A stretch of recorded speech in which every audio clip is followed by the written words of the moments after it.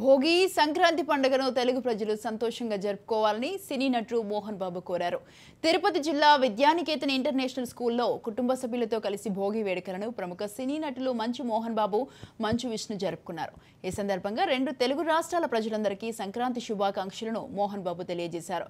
భారతదేశ ఔన్నత్యాన్ని ప్రపంచ దేశాలకు చాటి చెప్పిన వ్యక్తి ప్రధాని మోడీ అని, మోడీ తిరిగి ప్రధానమంత్రి కావాలని మోహన్ బాబు అన్నారు.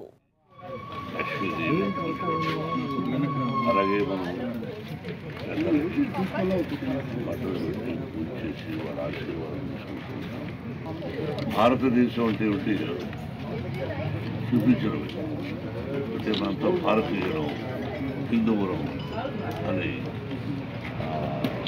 శ్రీరామచంద్రుడు గురించి, సీతాదేవి మోడీ గారికి అటువంటి భారత ప్రధాని మన దేశానికి కావాలి.